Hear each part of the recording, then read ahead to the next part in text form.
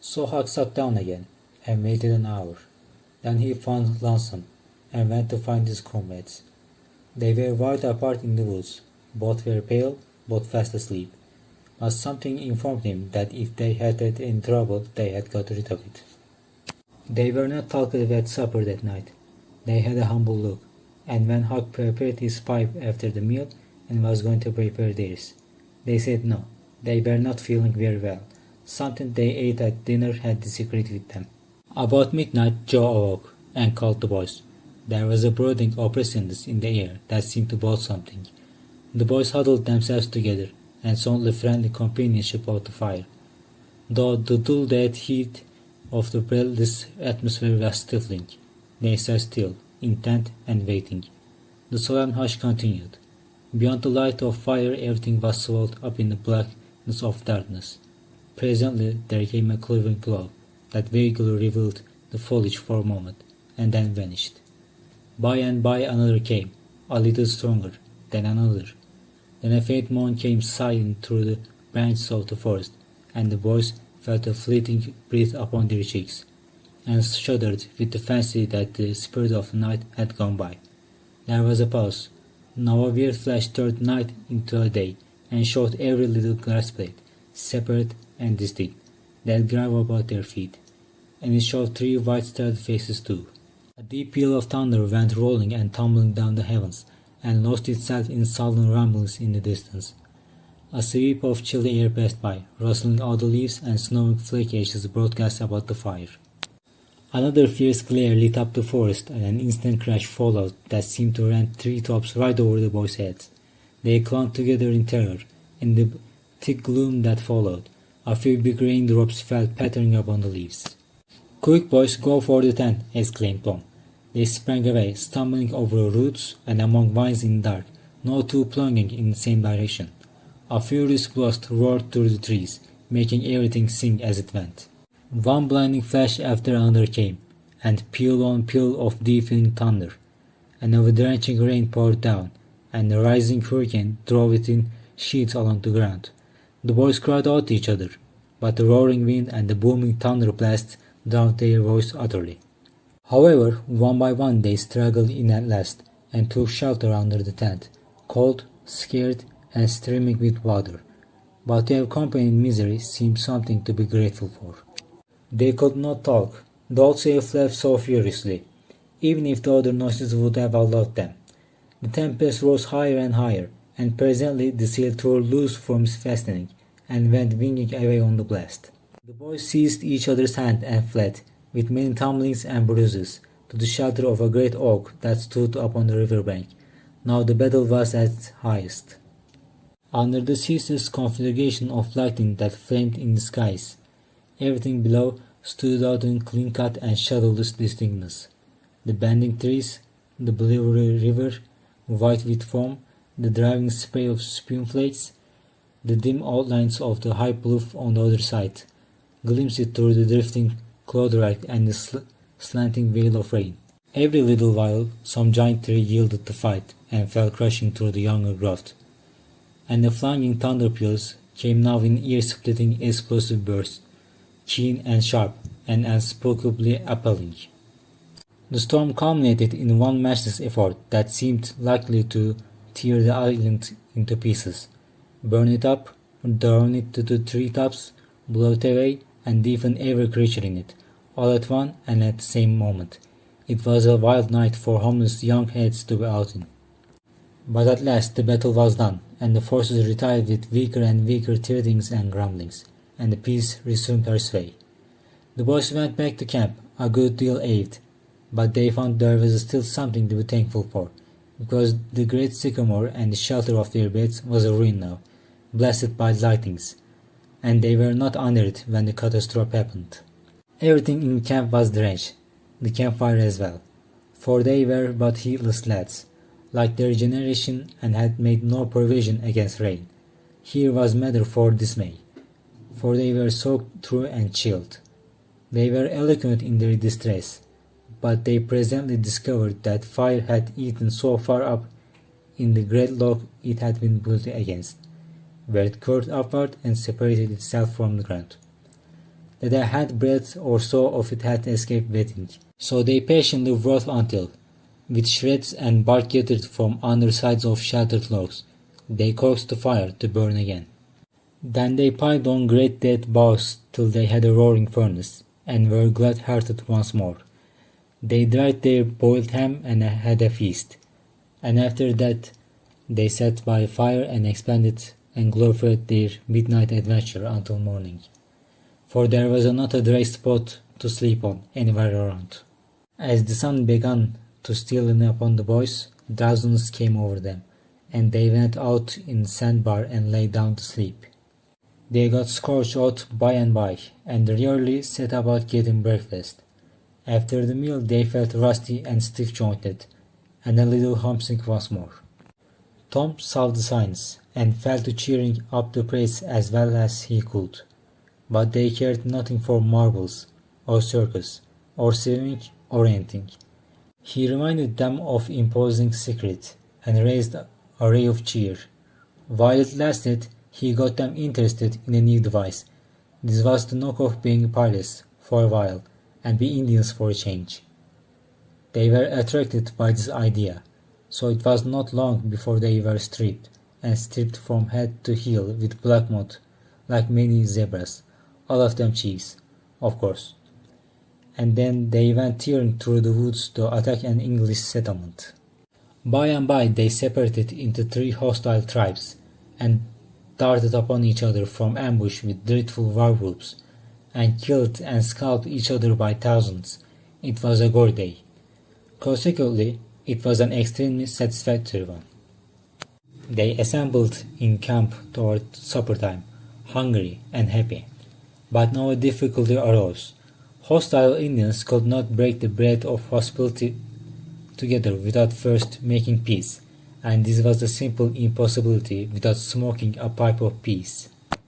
There was no other process that ever they had heard of. 2 of the savages almost wished they had remained pirates. However, there was no other way, so with such show of cheerfulness as they could muster, they called for pipe and took their reef, as it passed in due form. And behold, they were glad they had gone into savagery, for they had gained something.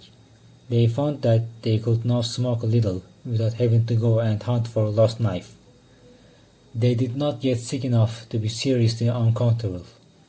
They were not likely to fool away this high promise for lack of effort. No, they practiced cautiously after supper with right fear of success. And so they spent the jubilant evening. They were prouder and happier in their name acquirement than they would have been in the scalping and skinning of the 6 nations. We will leave them to smoke and chatter and brag, since we have no further use for them at present. Chapter 17. But there was no hilarity in the little town that same tranquil Saturday afternoon. The Harpers and Aunt Polly's family were being put into mourning, with great grief and many tears. An unusual quiet possessed the village, although it was ordinarily quiet enough, in all conscience. The villagers conducted their concerns with absent air, and talked little, but they sighed often. The Saturday holiday seemed a burden to the children. They had no heart in their sports and gradually gave them up. In the afternoon, Becky Thatcher found herself moping about the deserted schoolhouse yard, and feeling very melancholy, but she found nothing there to comfort her. She soliloquized. "Oh, if I only had a brass Admiral Nob again, but I haven't got anything now to remember him by," and she choked a little sob. Presently she stopped and said to herself, "It was right here. Oh, if it was to do over again, I wouldn't say that. I wouldn't say it for the whole world. But he's gone now. I will never, never, never see him anymore." This thought broke her down, and she wandered away, with tears rolling down her cheeks. Then quite a group of boys and girls came by, and stood looking over the paling fence and talking in reverent tones of how Tom did, so and so, the last time they saw him, and how Joe said this and that small trifle. and each speaker pointed out the exact spot where the lost lad stood at the time, and then added something like, "And I was standing just so, just as I am now, and as if you was him. I was as close as that." And he smiled just this way. And then something seemed to go all over me like, awful, and I never thought what it meant, of course, but I can see now. Then there was a dispute about who saw the dead boys last in life, and many claimed that decimal distinction, and offered evidences, more or less tempered with by the witness. And when it was ultimately decided who did see the departed last, and exchanged the last words with them, the lucky parties took upon themselves a sort of secret importance, and were gaped at and envied all by the rest. One poor chap, who had no other grandeur to offer, said with tolerably manifested pride in the remembrance, "Well, Tom Sawyer, he licked me once, but that bid for glory was a failure. Most of the boys could not say that, and so that cheapened the distinction too much." The group loitered away, still recalling the memories of the lost heroes in eight voices. When the Sunday school hour was finished, the next morning, the bell began to toll, instead of ringing in the usual way. It was a very still Sabbath, and the mournful sound seemed in keeping with the music hush that lay upon nature. The villagers began to gather, loitering a moment in the vestibule to converse in whispers about the sad event. But there was no whispering in the house.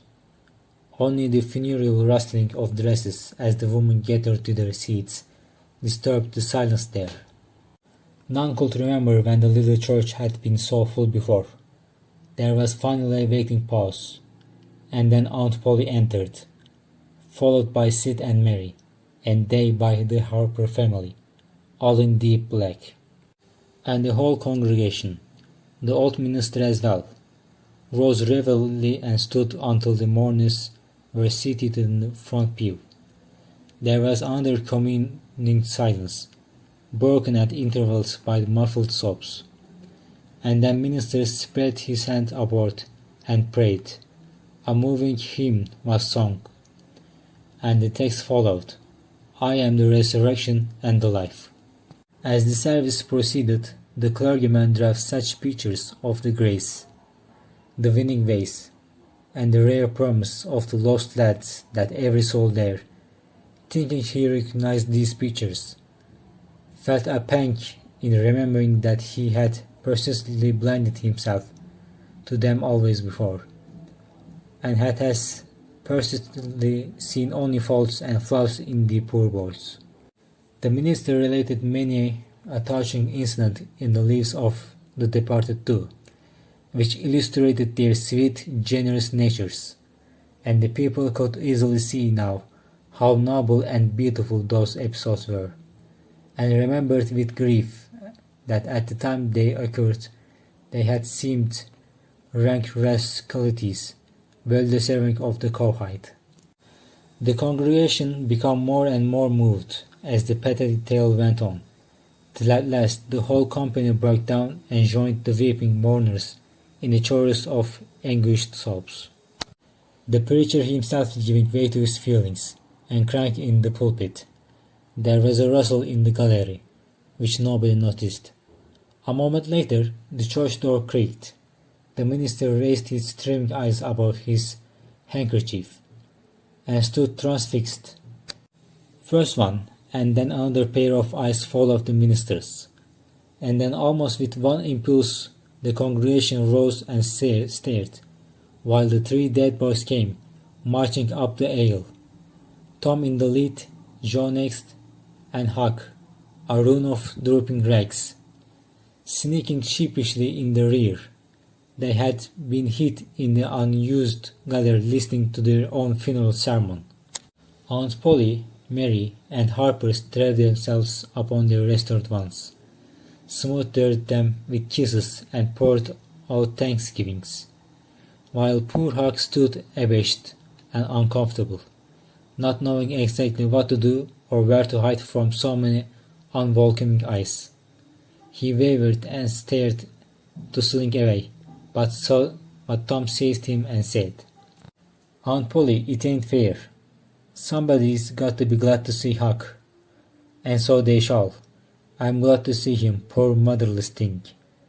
And the loving attentions Aunt Polly lavished upon him were the one thing capable of making him more uncomfortable than he was before. Suddenly, the minister shouted at the top of his voice, "Praise the God from whom all blessing flow. Sing, and put your heart in it." And they did. Old Hundred swelled up with triumphant bursts, and while it shook the rafters Tom Sawyer, the pirate looked around upon the envying javelins about him and confessed in his heart that this was the proudest moment of his life. As the sold congregation trooped out, they said they would almost be willing to be made ridiculous again, to hear Old Hundred sung like that once more. Tom got more cuffs and kisses that day than he had earned before in a year, and he hardly knew which expressed the most gratefulness to God and affection for himself. Chapter 18. That was Tom's great secret, the shame to return home with his brother pirates and attend their own funerals. They had paddled over to Missouri's shore on a log, at dusk on Saturday, landing 5 or 6 miles below the village. They had slept in woods at the edge of the town till nearly daylight, and had then crept through back lanes and alleys, and finished their sleep in gallery of the church among a cause of invalidated benches. At breakfast Monday morning, Aunt Polly and Mary were very loving to Tom and very attentive to his wants. There was an unusual amount of talk. In the course of it, Aunt Polly said, "Well, I don't say it wasn't a fine joke, Tom, to keep everybody suffering. Most of it so you boys had a good time.